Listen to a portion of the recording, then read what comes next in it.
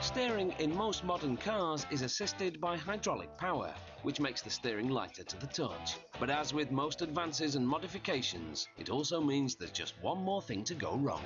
Seal's gone on that side of the steering rack, it's leaking all over the floor.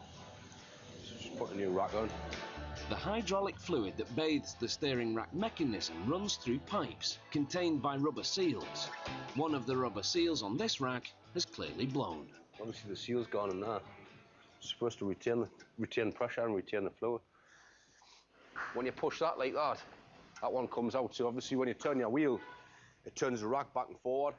The power steering pump drives the fluid through these pipes into the steering rack. So it makes actually the steering rack lighter. I've done a couple of racks in the past where ladies has driven the car. She had arthritis now in her wrists. Took the rack off and changed the ratio of the pinion inside the rack. So therefore it makes the car really light. You actually get a hold of the steering wheel, you flick the steering wheel like that, which it was right we had to drive. Sandy sets about removing the old steering rack. It's a straightforward job, but it's messy because all of that hydraulic fluid has to go somewhere, mostly on Sandy's feet. I must apologise on camera if you can't understand. It's because I've got flu. It's not because I'm a Geordie.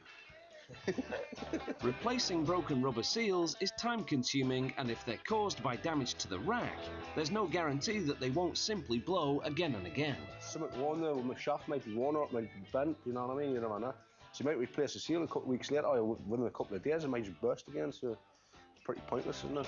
It will be better to replace the whole steering rack, which will have to be ordered. So for now, Sandy's work on this Beamer is done. Next door, there's been another delivery from the parts shop, and Sandy's hoping it's for him. Steering rack, hopefully. But before he fits it, he needs to put the tracking rods from the old one on it. Sandy can cut down the amount of awkward adjustments he'll have to make by using a canny mechanic's trick.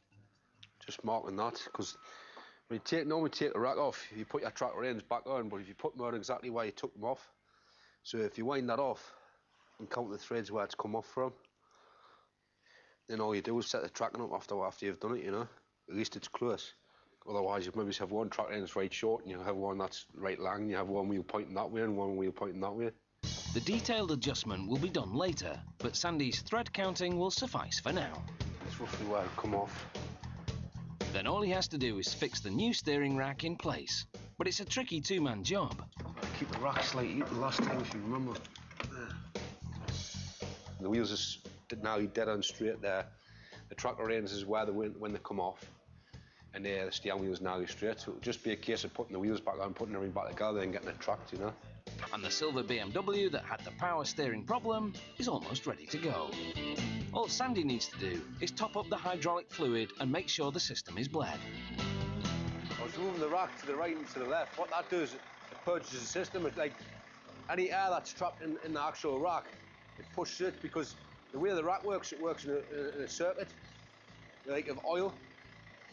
So if you take it to the right, it'll push all the air up into here and out. Hydraulic systems don't work properly if there are air bubbles in the liquid, as air is more compressible than fluid, so it leaves too much play in the system.